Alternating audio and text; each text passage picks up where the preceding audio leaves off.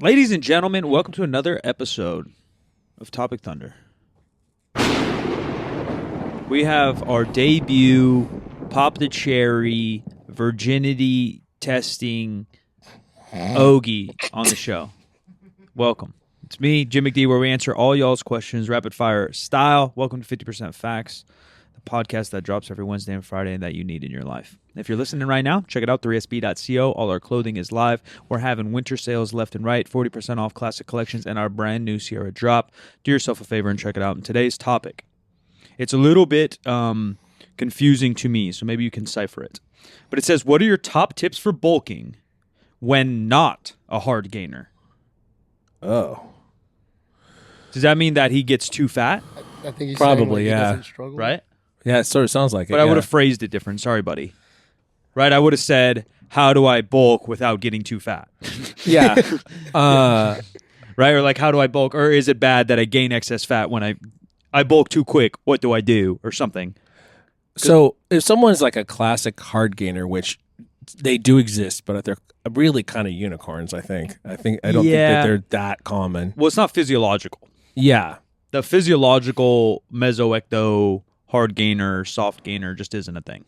No, I believe that those people just don't have a great appetite. Yeah, or your relationship with food is just different. Yeah, everyone's unaware of how many calories they eat. Yeah. So fat people are well aware the other way. Skinny people are the other way. It's true though. I think they're just not intaking as much. Are you a as hard they gainer? think. No. You choose to be little? I don't believe in that. I was like, oh, it's just mental. Like, hard gainer is just an excuse that you're not eating enough. Yeah, and I mean, you could. So then reverse that to fat people. Say it right now on your debut, tough guy. Then you're eating too Fat much. Fat people is just an excuse that They're you're like, eating oh, too my much. portion is small, but their plate's as big as my head. It's true. I mean, That's saying something. everyone's Noah Thickums that came and said like, yeah, I really don't eat that much. I just don't know. I'm like, well, he got here somehow. You know? Yeah. And the chances that it's a real fucking issue are like 1 in a trillion. And then even if it is a real issue, the hard gainers fucking can't lose weight, fatty, whatever, whale, I don't care. You can't. The calorie deficit still, like, the concept still works. Your calories just look different. Because people say, like, well, I tried a calorie deficit and it didn't work. Well, like, no, that means you weren't in a calorie deficit, like, by definition. Yeah. Like your calories may need to be lower than someone else who is 500 pounds and fucking 6 foot, but, like, your shit will still lose weight if you're eating properly less. Yeah, and the thing about the semaglutide and all those GLP or whatever ones, stimulators or whatever the fuck they're called, is that they just make you less hungry. Yeah. And so the new insulin shits. Yeah, you eat less, so you lose weight. Yeah. And it's, up to 15% of your body weight. So if you take people who naturally are like that and they want to put on weight, they tend to have to eat more calorie-dense foods, which can be gross in some ways or could be not for me. Good in some ways. Sounds lovely. Depending upon, depends. But have you encountered anybody who was not just naturally lean but fucking skinny who actually ate as many calories as it would take to gain weight? Yeah, probably not. And if they did, it's not consistent. It's inconsistent or it's not tracked. And then they're like, oh, I had all this. But it's like, if you're not really tracking it, you don't know what you really have. Yeah, it's like one meal. Your 4,000 calories is probably 2,800. Yeah. Yeah. Yeah, and even that, the chances are the people that are that skinny not only not eat enough, but they're probably like jittery. They probably walk a lot. They might be a fucking nurse, so they're stomping around the hospital all day. Yeah. So their overall energy expenditure is so high. So for my dude here, top tips for bulking when you're not a hard gainer.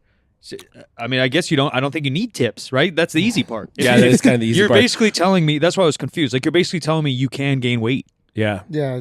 So I don't know what tip you want. I guess, like, still tracking for while you're bulking sure is good, because then, like, you won't go overboard. Avoid the super calorie dense foods, but make sure that you're eating it in surplus. Less McDonald's. Yeah. If you're actually trying to gain weight, but it's easy. Yeah, that's why you can't eat at maintenance and gain weight. No. I'm just confused. I think. Watch fats then. Yeah, I don't know what the issue is, because even proteins. calorie dense foods isn't an issue if you're trying to gain weight and you're tracking. Yeah, it depends on how fast you want to do it too. Yeah, but if you're tracking, yeah, that decides. You don't, You set your target and then. He's got the easier path. Yeah, you really do. Yeah, you really do. I know And obviously, I'm on the other side, like losing weight's much more difficult for me than gaining weight, and just by my love for food and inactive lifestyle. So like I can't really relate to. If I wanted to snap my fingers, gain weight, it'd be so easy. Yeah, like eating's the easiest thing on the planet. Facts. Typically is for me too. Yeah, you just eat. It's the not eating that's hard. Yeah, of course, and moving more. And I don't know about you, but I can fucking eat when I'm full. Yeah, like 100%, totally. Hundo. Well, in anything. That's where people are like, well, just fast food, bro. I can overeat broccoli salad. Like I can overeat anything.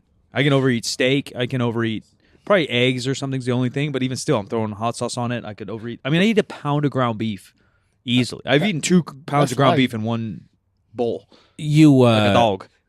Okay, so if you have a meal prep day where you're doing like 3, 4, 5 days of meals or whatever, do you have to restrain yourself to make sure that that it actually stretches that far while you're preparing it? It's like, oh, this is done. This is good. Yeah, I mean, lucky for I had this right now. For my life, I don't have to do it. I cook like one day at a time. Oh, yeah, just based on how I built my schedule and shit. So I literally cook a pound of ground beef, a pound of vegetables. I eat it, rinse and repeat the next day.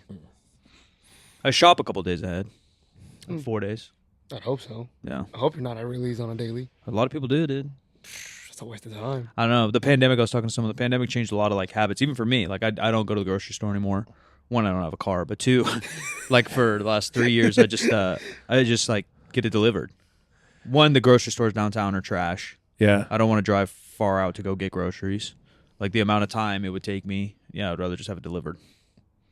I haven't done that. I've had other stuff delivered. But yeah, I mean, $6 or some shit, and on Amazon it's basically free. Yeah, who gives a shit? Oh, I lied. I actually had cereal delivered this week from Amazon because I couldn't find my brand. Which cereal? Fiber One.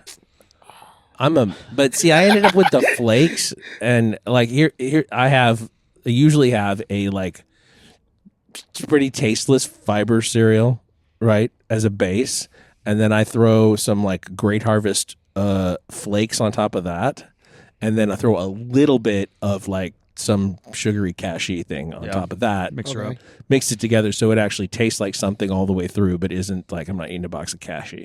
Fair. All right, final answer. I would continue some kind of movement and cardio. Cardio and bulking is absolutely fine. Monitor your calories, keep them fucking consistent, and then have like less cheat days. Like if your goals are really to be jacked, skinny, or bulking, like cheat days just kind of can't be a thing. I know they like popularized on the internet because of fucking The Rock Johnson and shit, but he's D1 genetics and steroided out of his brain, so it's probably not you. So the cheat days have to be minimized, calculate your calories, and continue some kind of cardio so you don't die. There we go. All right, dude, shout it out. What you got 20 Instagrams. Give them one to follow. How do you have so many Instagrams? I don't understand. I literally have 2. Now you're just lying because then I think I've seen 3. And by nature, each Instagram has at least 1, if not 2, equal Finstas. So I know you probably have like 9. It's 2 Instagrams. And right, and then the Finstas. Matt, M-A-T-T. I know. The Finsta is probably some anime icon, like butt poker 91969XXX. That's not me. I don't know, man. I got 2. All right, well then hit them with 2. All right, Matt _OGI. All right, easy. I'm Silent Mike, where you want to find me 3sb.co. New episodes Wednesday and Friday. I am at the Jim McD on all the social media. This show is 50% facts, where percent is a word and 50 is just numbers. 50% facts is the Spreaker Prime podcast in association with iHeartMedia on the Obscure Celebrity Network. And we'll talk to you next time. Hard gainer, cap. You just not eating. Yeah, just don't really. Hard gainer's a lie. Question. Ready? Yep. Bang out. Which one? This one's.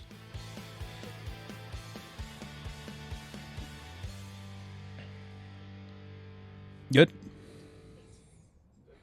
Ladies and gentlemen, welcome to another Topic Thunder.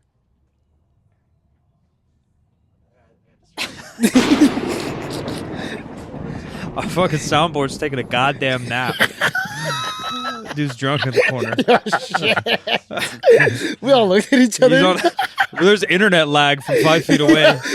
Input delay. That fiber optic cable. Yeah, the internet delay. Hey, bro, blame the server. Yeah, it feels like I'm playing Halo in I'm 01. lagging, I swear to God. Hey, the ping is nuts. This is where we answer your freaking questions in 5-10 minutes. Try to get you some answers in. We're with the crew, the newly popped What are you popping a woman? This might get graphic. A hymen? Yeah. Yeah. Newly Ogie Hyman, welcome to the show. And today's question is, how do you fit cardio? You do it. You're a fucking athlete, I heard. So you can take this one, Ogie. How do you fit cardio and strength training together? Will cardio reduce the muscle sizz? There's no E on the size for some reason. Muscle sizz? Yeah. How do I fit it? Yeah. Just do it after or do it before. Just put 15 minutes or 30 minutes aside before you work out to warm up properly, and then do a proper cool down. And that's easy. Just like that. And if you're real busy, show up earlier. True. It's that simple. Not bad. Yeah, I think all of it depends on the how extreme of a stimulus or result you want. So if you're trying to train for a marathon, your muscle size may reduce, right? Yeah. You're burning so many calories and your body wants to get rid of any excess weight when you're trying to travel it so far, right? You're literally a machine. But if you're just trying to be in good shape to look good shape to feel good with your heart and health and all that, I would do exactly what Matt said. Perfect world, I would do it in a different session. So if you could lift in the morning, do some kind of cardio at night, or vice versa, really. But I would try to lift first if muscle size or strength is the ultimate goal. And then if not, I would just do some really low intensity shit. That's why the old school bodybuilders walk, riding bikes, assault bikes. Ronnie Coleman's on the fucking recumbent bike for an hour every morning playing Pac-Man or whatever he's doing. Those will have less overall fatigue and the stimulus is low, so you can continue to focus that energy onto the lifting itself. And then it comes down to another, what is it?